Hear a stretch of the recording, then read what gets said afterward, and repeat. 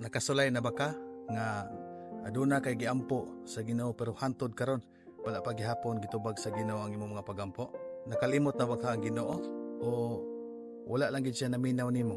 Sakit paminawon nga kung aduna kay gipaabot unya wala gid mo abot. Hinumdumi ang wait o pagpaabot sa Dios. Wala kini nagpasabot ngano o dili. Sa Isayas 60:22 nagaingon ang Ginoo, inigabot sa hustong panahon. Ako ang Ginoo nga nagapadali niini. Igsuon hunahunaa ang usa ka mag-uuma. Inigpugas ba niya sa liso? Kasab-an ba niya ang yuta? Nganong pagkaugma wala dayon mo bunga? Dili gyud di ba?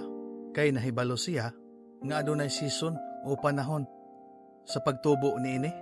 Ngadto sa ilawom sa yuta nga dili makita sa mga mata. Ang Dios nagtrabaho sa ilawom sa imong sitwasyon karon. Gihikay lang sa Dios ang imong karakter aron ig-abot na sa panalangin, andam na ka. Ang dili o dugay wala nagpasabot nga ang Dios ning no o ning balibad, kundili development na para nimo. Ayaw laghunong, hapit na padayon lang. Ug ikaw na panalanginan sa atong mensahe, i-share ang atong video. Doon na kay paampo, i-comment lang.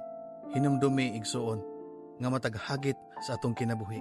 Ayaw kalimot nga ang Dios nagamando ug ang iyang grasya igo na kanimo.